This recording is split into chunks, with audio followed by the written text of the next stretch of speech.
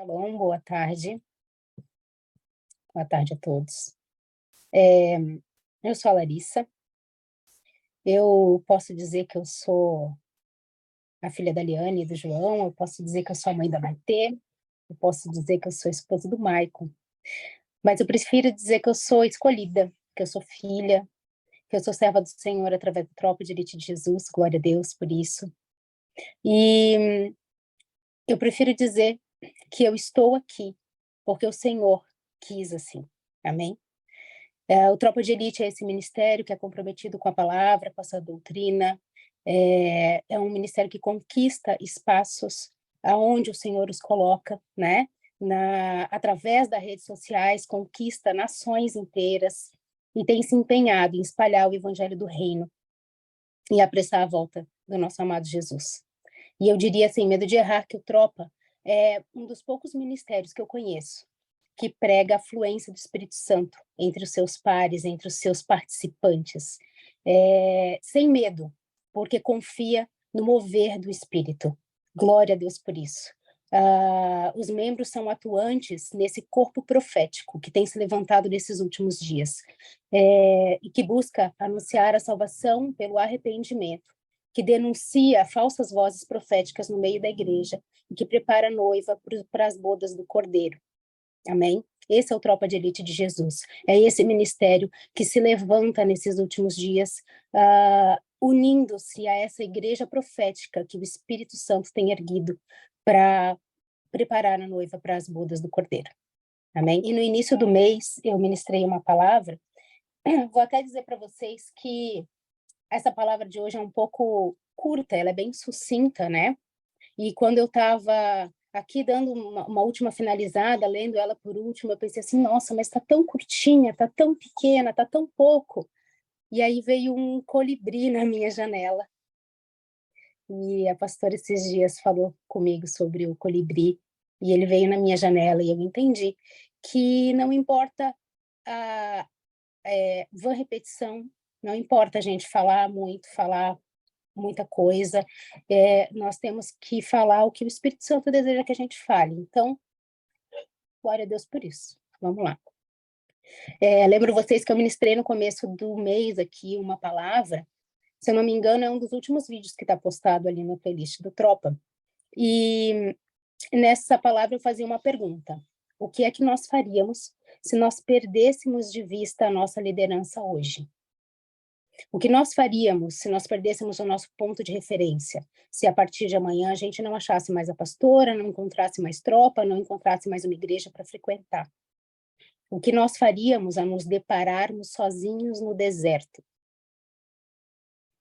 Não sei se você chegou a pensar nisso, né, nesses últimos dias, mas a pergunta é para que a gente, né, não pense em não fazer para nós um bezerro de ouro, para a gente não fazer, correr atrás de coisas que não são o nosso propósito, né? Será que nós seríamos facilmente enganados por Satanás? Porque Satanás tentou Jesus no deserto. Se a gente ficasse sozinho no deserto, Satanás não iria nos tentar? E como é que a gente ia se virar nessa situação, né? Será que a gente conseguiria distinguir aquele sussurro de Deus, como Elias distinguiu e saiu da caverna? Diferenciando do terremoto, diferenciando do fogo? Será que a gente conseguiria distinguir esse sussurro do Senhor?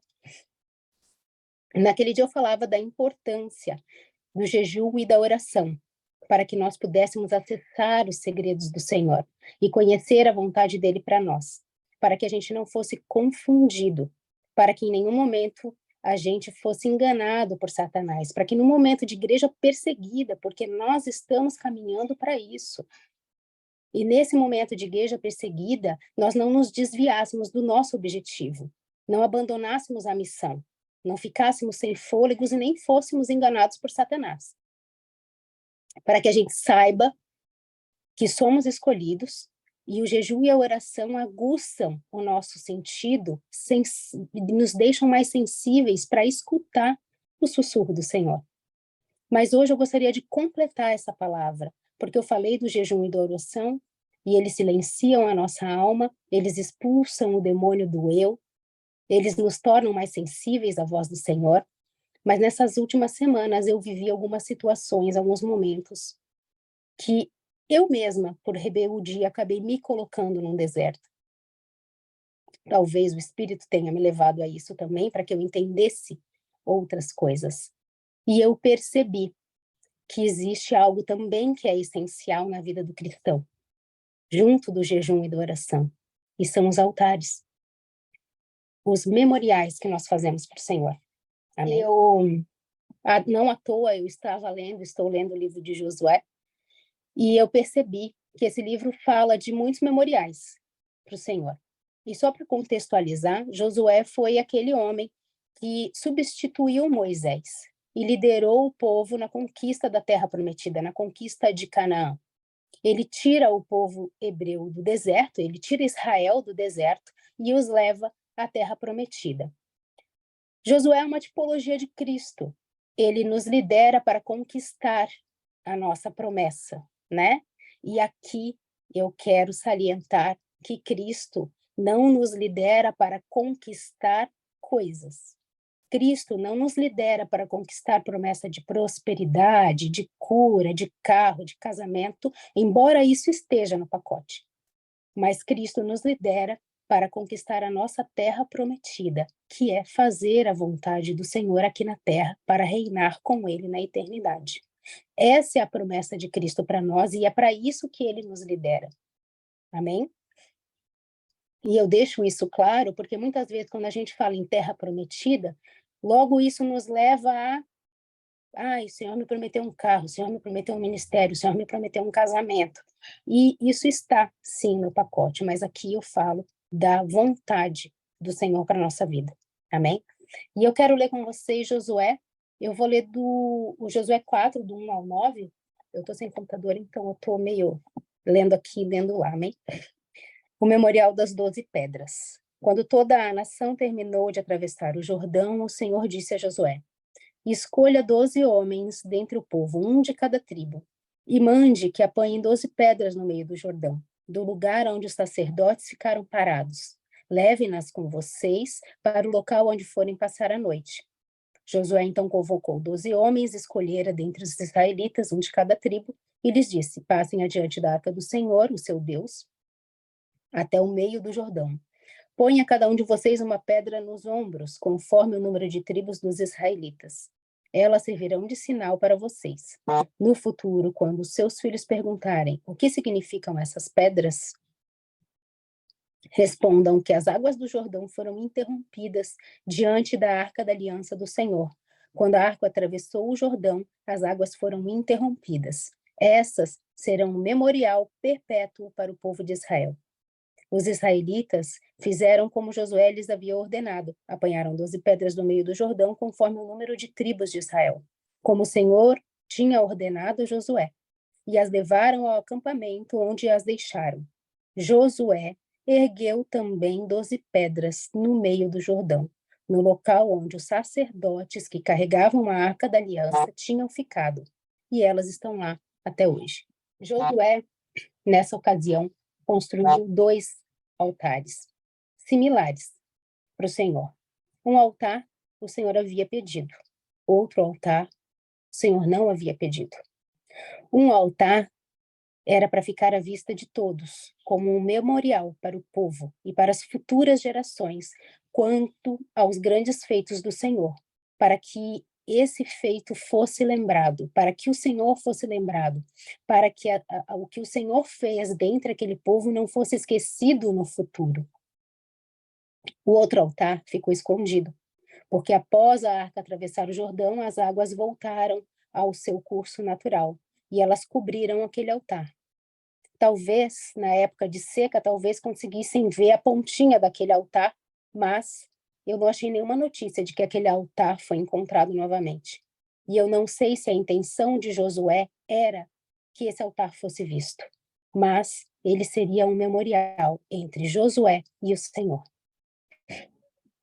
Um altar me fala sobre um testemunho público que eu devo dar de obras que Deus faz na minha vida. É o nosso testemunho. Mas o outro altar é construído no secreto, no quarto. É um memorial só entre eu e Deus. O altar público move as outras pessoas. O altar secreto move a mim. O altar público testemunha ao povo as obras que Deus fez através das minhas mãos. O altar no secreto não permite que eu pare se me faltarem obras para testemunhar. O altar público, ele testemunha a minha obediência a Deus, mas o altar no secreto demonstra a Deus que eu estou disposta a ir além da minha obediência. Eu estou disposta a subir de nível, a alcançar um nível de adoração, ir além de obedecer. Deus não rejeita o coração contrito e não rejeita o coração de um adorador. Existe um momento na vida do cristão, e vocês podem chamar de ataque do maligno, vocês podem chamar de rebeldia, vocês podem chamar de brecha, vocês podem chamar de mal conduta do cristão, enfim. É aquele momento em que a fé é abalada. Nós não vemos Deus agir, nós não ouvimos Deus falar, nós desejamos que coisas aconteçam, mas Deus não move, não faz. E é nesse momento que o altar no secreto entra em ação. Nós temos altares públicos que nos ajudam a nos lembrar das maravilhas que o Senhor fez. Mais do que isso, eu diria que o altar público, ele ajuda as outras pessoas a nos lembrar do que o Senhor fez. Sempre quando a gente para, quando a gente dá um stop, quando a gente quer desistir ou quer parar, são as pessoas que viram o nosso altar público, que vêm atrás de nós. Sempre aparece aquele amigo, aquele pastor, a pastora, para puxar a orelha, cadê você? Onde é que você estava que não foi no Zoom? Né? Eu tenho uma amiga que dá 2 e pouquinho, ela já está me perguntando, cadê tu? Que não apareceu ainda. Né? Sempre aparece, porque a gente fez altares públicos e aquelas pessoas lembram de nós por aquele altar público. Mas o altar no secreto é o Espírito que nos lembra. O altar no secreto, ele comunica o nosso espírito. Muitas vezes, por birra mesmo, a gente tem dificuldade de acessar esse altar público, de reconhecer a obra de Deus, de reconhecer que o Senhor fez aquilo. Sabe quando a gente fica meio bravo com o Senhor porque a gente queria que uma coisa acontecesse e ela não aconteceu? Eu nem tenho vontade de olhar para os altares públicos que eu já fiz. Quando isso acontece, às vezes a gente, por birra mesmo, fica, né, preso, parado. Às vezes até com medo de olhar e de pensar, mas o Senhor fez isso e não vai fazer mais? Será que ele já fez tudo o que tinha para fazer? Mas o altar no secreto é que nos move em direção ao Senhor. Porque ali no altar do secreto, o Espírito Santo nos faz olhar para esse altar e nos comunica, não a nós mesmos, mas ao nosso espírito. O altar no secreto, aonde tem altar no secreto, tem mover do Espírito Santo. Aonde tem altar secreto, se você tem um altar, se você tem um secreto em casa, o Espírito Santo tem liberdade nessa casa para fluir e para te lembrar de onde Deus te tirou.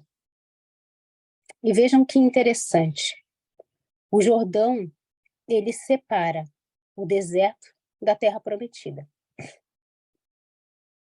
Existe uma palavra, que se eu não me engano foi a Suzana que ministrou, que fala sobre o deserto. E se possível, a gente pode até deixar depois aqui na descrição do vídeo, ela é muito importante. É muito importante a gente entender que o deserto não é o lugar onde Deus nos abandona. O deserto é um lugar onde Deus nos leva para falar conosco em particular. Mas o deserto acaba, porque o Senhor não quer que a gente fique, que a gente permaneça no deserto. Ele quer nos instruir no deserto para nos enviar para a terra prometida. E a terra prometida é a vontade dele para a nossa vida. Amém? Elias, ao se dirigir à vontade do Senhor, ele se depara do deserto para a vontade do Senhor com o Jordão. Só que nesse Jordão havia um altar construído, no meio do Jordão. Após esse altar de Josué, o Jordão passou a ser um local de milagres, um local de movimento do Espírito Santo. E Elias toca as águas com a sua capa e o Jordão se abre. E ele vai para o outro lado. E Eliseu, quando faz o caminho de volta para o deserto, tinha porção dobrada, porque tinha pedido porção dobrada, toca novamente a capa e o Jordão novamente se abre.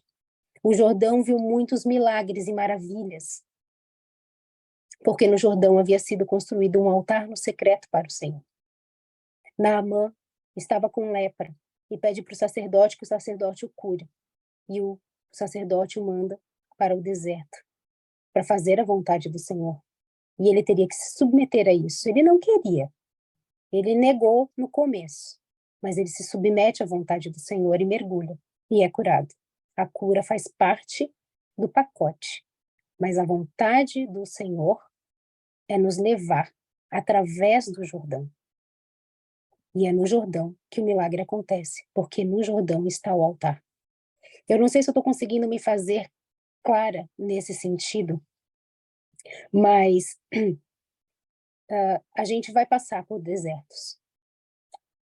E se a gente não tiver altares no secreto para o Senhor, esse deserto pode durar muito mais tempo do que a gente deseja. A importância do altar no secreto é o mover do Espírito Santo. Aonde tem mover do Espírito Santo, tem milagre, tem livramento, tem adoração. Porque mesmo diante de uma birra, a gente não consegue parar de adorar ao Senhor. Porque aonde tem altar no secreto, você consegue se desfazer de tudo que não pertence ao Senhor na sua volta. Ao mesmo tempo em que você, mesmo que em meio à rebeldia, não enxergue o altar público, o altar no secreto nos permite que o Senhor trabalhe através do Espírito Santo e nos molde. Vou contar para vocês o que aconteceu essa semana. Essa semana eu tive uns dias difíceis. Quem está sempre com a gente ali na Atalaias do Tropa sabe que desde o início do ano a gente tem ficado muito doente aqui em casa.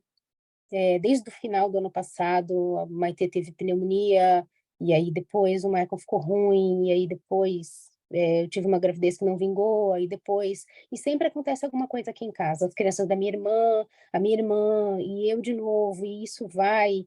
E parece um ciclo que não tem fim. E isso, além de dispendioso, é chato, porque nos paralisa, né? E como a pastora falou na terça-feira, na aula sobre a batalha espiritual, muitas vezes Satanás faz esse tipo de ataque para nos paralisar, porque quando os pequenos, principalmente, estão doentes, a gente para tudo o que a gente está fazendo para ir acudi-los. E isso nos atrapalha, isso nos tira da vontade do Senhor. E é isso que Satanás quer. E isso já estava muito cansativo. E aí, no meio de abril, eu fiquei muito gripada, depois o Maicon e depois a Maitê. E a Maitê começou a ficar com febre. E a febre dela não baixa tão facilmente, mas nós não queríamos ir para a UPA.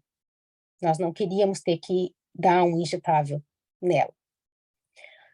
E aí a gente começou a orar, 8 horas da noite, a gente orou, e a febre aumentou, e a gente deu remédio, e a gente orou, e a febre aumentou. 2 horas depois, a gente deu outro remédio, e a febre já estava em 39,5, e a gente começou a dar banho, fazer compressa com álcool, e a febre chegou a 40.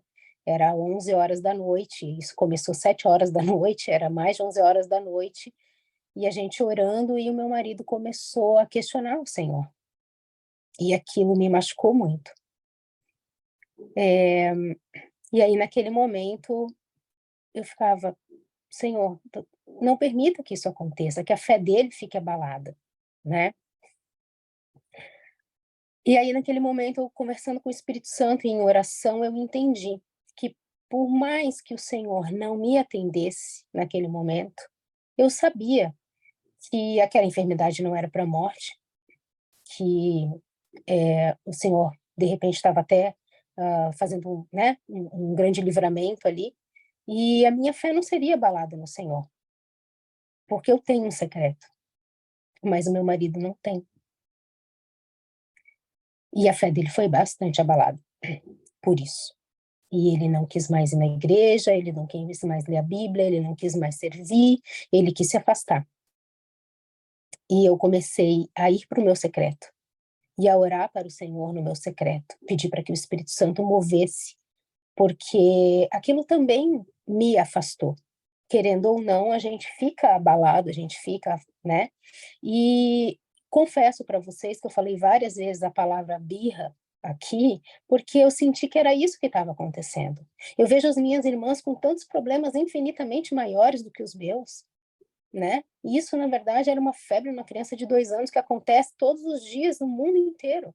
A minha filha não morreu, a minha filha não estava sendo entubada, sabe? A minha família está tudo bem, a gente tem provisão. Então, eh, aquilo, na verdade, abalou a estrutura de uma fé fraca, e eu percebi isso.